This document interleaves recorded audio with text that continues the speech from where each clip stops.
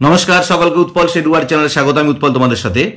আজকের ভিডিওতে আমরা ক্লাস 5 এর লেসন 2 এ ফিট অন ফিট এই লেসনটির শেষে যে অ্যাক্টিভিটিগুলো আছে অর্থাৎ অ্যাক্টিভিটি 1 থেকে অ্যাক্টিভিটি 8 পর্যন্ত প্রতিটি প্রশ্নের উত্তর নিয়ে ডিটেলস আলোচনা করব। তাই তোমরা ভিডিওটা স্কিপ না করে অবশ্যই প্রথম থেকে শেষ পর্যন্ত দেখবে। আর যারা আজ আমার চ্যানেলটা প্রথম দেখছো বা চ্যানেলটা এখনো সাবস্ক্রাইব করনি তারা অবশ্যই চ্যানেলটা সাবস্ক্রাইব করে পাশে থাকা বেল বাটনটা প্রেস করবে, যাতে পরের ভিডিওগুলো আপলোড করার সাথে সাথে তোমাদের কাছে নোটিফিকেশন পৌঁছে যায়। আর আমি অলরেডি ক্লাস 5 এর লেসন 1 এর প্রতিটি ইউনিটের বাংলা অনুবাদ এবং সেখান থেকে যে অ্যাক্টিভিটিগুলো আছে তার উপর ভিডিও আপলোড করেছি, এবং লেসন 2 এর প্রতিটি লাইনের বাংলা অনুবাদ নিয়ে অলরেডি ভিডিও আপলোড করেছি। যারা সেই ভিডিওগুলো দেখোনি তাদের জন্য আমি ডেসক্রিপশন বক্সে সেই ভিডিওগুলোর লিঙ্ক দিয়ে দিয়েছি, তোমরা অবশ্যই তোমাদের সময় মতো দেখে নিও। চলো শুরু করা যাক আজকের বিষয়, এ ফিট অন ফিট গদ্যাংশের শেষে যে অ্যাক্টিভিটিগুলো আছে তার উত্তর নিয়ে ডিটেলসে আলোচনা। দেখো, আমি তোমাদের সুবিধার জন্য উত্তরগুলো লিখে দিয়েছি, হয়তো একটু ছোট ছোট করে লিখতে হয়েছে জায়গার সমস্যার জন্য, তোমরা একটু কষ্ট করে বুঝে নিও। দেখো, অ্যাক্টিভিটি 1 কি বলা আছে, হোয়াট হ্যাপেন্ড অন মে 29, 1953, কি ঘটেছিল 1953 খ্রিস্টাব্দের 29শে মে। Follow the given sequence and describe, পরপর যে ঘটনাগুলো ঘটেছে সেটা বর্ণনা দাও। দেখো, 4 AM মানে সকাল 4টে বা ভোর 4টের সময় কি ঘটেছিল আমরা আগের দিনই পড়েছি।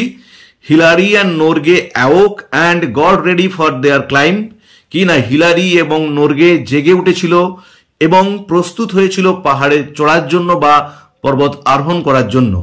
6:30 AM সকাল 6:30টায় কি হয়েছিল, দেখো Hillary and Norgay left camp, Hillary এবং তেনজিং নোরগে মানে এডমন্ড হিলারি এবং তেনজিং নোরগে তাঁবু ত্যাগ করেছিল। এরপর দেখো 11:30 AM সকাল 11:30টায় দেখো Hillary and Norgay rich the summit of Mount Everest, Hillary মানে এডমন্ড হিলারি এবং তেনজিং নোরগে, আমি পুরো নামটা লিখিনি, rich the summit of Mount Everest পৌঁছে গিয়েছিল মাউন্ট এভারেস্টের চূড়ায়। 11:45 AM সকাল 11:45 কি হয়েছিল, দেখো Hillary and Norgay made their way back down the mountain, যে হিলারি এবং নোরগে পাহাড়ের গা বেয়ে ফিরে আসতে শুরু করেছিল। আমরা জানি তাদের অক্সিজেনের সাপ্লাইটা কম থাকার জন্য তারা মাত্র 15 মিনিট পরেই ফিরতে বাধ্য হয়েছিল। এবার অ্যাক্টিভিটি 2A, দেখো অ্যাক্টিভিটি 2A কি বলা আছে, find out the names of glacier from the route map of Hillary and Tenzing, খুঁজে বের করো হিমবাহগুলোর নাম যে রুট ম্যাপটা দেখো আগের পাতার ছবিতে দেওয়া আছে, যে রুট ধরে হিলারি এবং তেনজিং নোরগে গিয়েছিলেন সেই রুট ম্যাপ থেকে যে গ্লেসিয়ারগুলো হিমবাহগুলো আছে তার নাম বার করতে বলা হয়েছে। ওয়ার্ক ইন গ্রুপস, যে তোমরা সমবেত হয়ে কাজ করবে। 1 is done for you, একটা করে দেওয়া আছে, বাকিগুলো উত্তর আমি লিখে দিয়েছি। দেখো প্রথমেরটা কি না, ইস্ট রংবুক গ্লেসিয়ার, আর একটা আছে খাংসুং গ্লেসিয়ার, আর 3 নম্বর হচ্ছে খুম্বু গ্লেসিয়ার। 3টে গ্লেসিয়ারের নাম আছে, আবার বলে দিচ্ছি, ইস্ট রংবুক গ্লেসিয়ার, 2 হচ্ছে খাংসুং গ্লেসিয়ার, 3 হচ্ছে খুম্বু গ্লেসিয়ার। এবার অ্যাক্টিভিটি 2 এর বি, দেখো অ্যাক্টিভিটি 2 এর বি এতে কি বলা আছে, arrange the glacier from north two south, সাজাও গ্লেসিয়ারগুলো হিমবাহগুলোর নামগুলোকে ক্রমশ উত্তর থেকে দক্ষিণের দিকে, মানে ওপর থেকে নিচের দিকে। বাঁ দিকের পাতায় ছবিটা দেওয়া আছে, দেখবে একদম সব থেকে উপরে আছে ইস্ট রংবুক গ্লেসিয়ার, তারপরেতেই আছে খুম্বু গ্লেসিয়ার, আর সব থেকে শেষে বা সব থেকে দক্ষিণে আছে খাংসুং গ্লেসিয়ার। এরপর অ্যাক্টিভিটি 3, দেখো অ্যাক্টিভিটি 3-এ কি বলা আছে, let's answer the following questions, চলো আমরা নিচের প্রশ্নগুলোর উত্তর দিই। দেখো এটা কি আছে, who was the leader of the British Everest expedition of 1953, কে ছিলেন ব্রিটিশ এভারেস্ট অভিযানের নেতা 1953 খ্রিস্টাব্দে যে অভিযানটা হয়েছিল, যে তার নেতা কে ছিলেন। দেখো উত্তর হবে হুয়ের জায়গায় তোমরা জাস্ট কলোনেল জন হান্ট লিখে দিবে, বাকি যেমন আছে। তার মানে উত্তর হবে colonel John Hunt was the leader of the British Everest expedition of 1953। আবার বলছি, উত্তর হবে colonel John Hunt was the leader of the British Everest expedition of 1953।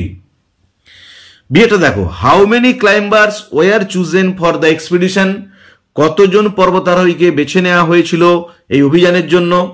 দেখো উত্তর হবে 11 ক্লাইম্বার্স, হাউ মেনি জায়গায় লিখবে 11 climbers were chosen for the expedition, যে 11 জন পর্বতারোহীকে বাছা হয়েছিল এই অভিযানের জন্য। আবার বলছি উত্তরটা 11 ক্লাইম্বার্স বা 11 এক্সপিরিয়েন্সড ক্লাইম্বার্সও লিখতে পারো, were chosen for the expedition. সেটা দেখো, how many climbers got the chance to climb to the top, যে কতজন পর্বতারোহী সুযোগ পেয়েছিল চূড়ায় যাবার, যে এভারেস্টের চূড়ায় যেতে কতজন পর্বতারোহীকে সুযোগটা দেওয়া হয়েছিল। দেখ উত্তর হবে হাউ মেনি ক্লাইম্বার্স এর জায়গায় লিখবে 4 ক্লাইম্বার্স, তাহলে হাউ মেনিটা উঠে গিয়ে বসবে 4, যে 4 climbers got the chance to climb to the top, যে 4 জন পর্বতারোহী সুযোগটা পেয়েছিল পাহাড়ের চূড়ায় উঠতে। আবার বলছি 4 climbers got the chance to climb to the top. D এরটা দেখো who were the members of the first team, কারা ছিলেন প্রথম দলের সদস্য। দেখো হুয়ের জায়গায় লিখবে Tom Bourdillon and Charles Evans were the members of the first team, যে টম বর্ডিলান এবং চার্লস ইভান্স ছিল প্রথম দলের সদস্য। আবার বলছি হুয়ের জায়গায় তোমরা লিখে দিবে Tom Bourdillon and Charles Evans were the members of the first team. দেখো এরপর কি বলা আছে, সাম ইন্টারেস্টিং ইনসিডেন্টস, কতকগুলো আকর্ষণীয় ঘটনা অকার্ড ঘটেছিল ইন দ্য ফলোইং ইয়ার্স, নিচের বছরগুলোতে, যে নিচে যে বছরগুলো দিয়ে আছে 2000 and 2011 কতকগুলো আকর্ষণীয় ঘটনা ঘটেছিল। দেখো 2000 মে 22, 2000 সালের 22 মে কি ঘটেছিল, Anna Czerwinska became the oldest woman, যে অ্যানা জেরনিস্কা হয়েছিলেন সব থেকে বয়স্ক মহিলা to reach the summit of Mount Everest, যিনি মাউন্ট এভারেস্টের চূড়ায় পৌঁছেছিলেন অ্যাট দ্য এজ অফ 50, 50 বছর বয়সে। এবার 2011 মে 20, দেখো 2011 সালের 20 মে কি ঘটেছিল, Arjun Bajpai at the age of 16 years and 11 months, Arjun Bajpai 16 বছর 11 মাস বয়সে became the youngest Indian to climb Mount Everest, হয়েছিলেন সর্বকনিষ্ঠ ভারতীয় যিনি মাউন্ট এভারেস্টের চূড়ায় পৌঁছেছিলেন। এরপর অ্যাক্টিভিটি 4টা দেখো, অ্যাক্টিভিটি 4টা কি, আমরা যে আগের দুটো ইন্টারেস্টিং ইনসিডেন্ট পড়লাম সেখান থেকে প্রশ্নগুলো দেওয়া আছে। Let's complete the following sentences, চলো আমরা নিচের বাক্যগুলো পূর্ণ করি। আমি তোমাদের সুবিধার জন্য এখানে উত্তরগুলো লিখে দিয়েছি। দেখো the oldest woman to climb Mount Everest is, যিনি সব থেকে বয়স্ক মহিলা মাউন্ট এভারেস্টে চড়েছিলেন তিনি হলেন অ্যানা জেরনিস্কা। বিয়েটা দেখো she climbed at the age of, তিনি উঠেছিলেন 50 years, 50 বছর বয়সে। সিয়েটা দেখো the youngest Indian to climb Mount Everest is, সব থেকে অল্প বয়সী ভারতীয় যিনি মাউন্ট এভারেস্টে চড়েছিলেন তিনি হচ্ছেন অর্জুন বাজপেয়ী। ডিএটা দেখো হি ক্লাইম্বড অন, মানে অর্জুন বাজপেয়ী কোন দিন মাউন্ট এভারেস্টে চড়েছিলেন না মে 20, 2011, 20 মে 2011 খ্রিস্টাব্দে। দেখো এখানে বলেছে লেটস রিড দ্য ওয়ার্ডস, চলো আমরা ওয়ার্ডগুলো পড়ি। কি আছে, Edmund Hillary, Tenzing Norgay, colonel Hunt, Mount Everest, China, boots, glacier, India, rope. All these words are names, সবগুলো হচ্ছে নাম। Naming words are called noun, noun কাকে বলে সেটা বলা হলো, যে ওয়ার্ডের দ্বারা কোনো কিছু নাম বোঝায়। আমি অলরেডি নাউন কাকে বলে এবং নাউনের যে ক্লাসিফিকেশন বা শ্রেণী বিভাগ তার উপর ভিডিও আপলোড করেছি। যারা সেই ভিডিওটা দেখোনি তাদের জন্য আমি ডেসক্রিপশন বক্সে সেই ভিডিওর লিঙ্ক দিয়ে দিচ্ছি, তোমরা অবশ্যই তোমাদের সময় মতো দেখে নিও। এবার অ্যাক্টিভিটি 5 কি বলা আছে দেখো, নাও ক্লাসিফাই দ্য নাউন্স, এখন বিভাজন করো নাউনগুলোকে, মানে ওপরে আমরা যে নাউনগুলো পড়লাম, and fill in the table, টেবিলটাকে পূর্ণ করো। One is done for you, দেখো একটা করে তোমাদের জন্য করে দেওয়া আছে। মানে নেম অফ পারসন, ব্যক্তির নামগুলো লিখতে হবে, নেম অফ প্লেস, জায়গার নামগুলো লিখতে হবে, নেম অফ থিংস, জিনিসের নামগুলো লিখতে হবে। আমি তোমাদের সুবিধার জন্য উত্তর লিখে দিয়েছি। দেখো ব্যক্তির নাম হচ্ছে Edmund Hillary, Tenzing Norgay, colonel Hunt. প্লেসের নাম হচ্ছে ইন্ডিয়া করেই দেওয়া আছে, মাউন্ট এভারেস্ট, চায়না। আর নেম অফ থিংস, জিনিসের নাম কি না বুটস, গ্লেশিয়ার, রোপ। এবার অ্যাক্টিভিটি 6 দেখো, অ্যাক্টিভিটি 6 কি বলা আছে, let's classify the following words into common nouns and proper nouns. চলো আমরা নিচে যে নাউনগুলো দেওয়া আছে সেগুলোকে কোনটা কমন নাউন আর কোনটা প্রপার নাউন সে মতো বিভাজন করি।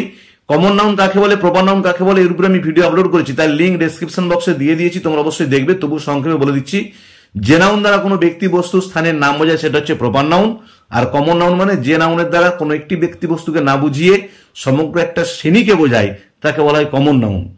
দেখো এখানে যে নাউনগুলো দিয়ে আছে, পিঙ্কি, রবি, সৌজটি11, mother, Rakesh, Kalpana, Colombia, India, USA, Haryana, California, Varun, Osman, space, book. এর মধ্যে যেগুলো কমন নাউন সেগুলো আমি লিখে দিয়েছি, মাদার, স্পেস, বুক। বাকি প্রত্যেকটাই হচ্ছে প্রপার নাউন, তাই আমি তাদের নামগুলো আর লিখিনি, বা এখানে যে জায়গাটা দেওয়া আছে সেখানেও ধরবে না, তাই তোমরা লিখে নিও বা দেখে নিও। তাহলে কমন নাউনগুলো হচ্ছে এখানের মধ্যে মাদার, স্পেস, বুক, এই তিনটে হলো কমন নাউন, বাকি সবগুলোই কিন্তু প্রপার নাউন।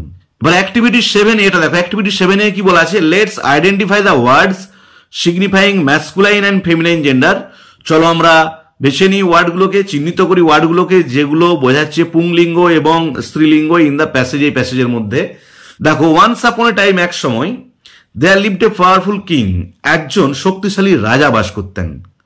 দেখো কিংটা এখানে বোল্ড করা আছে ব্লু কালিতে, এটা ম্যাসকুলাইন জেন্ডার বোঝাচ্ছে।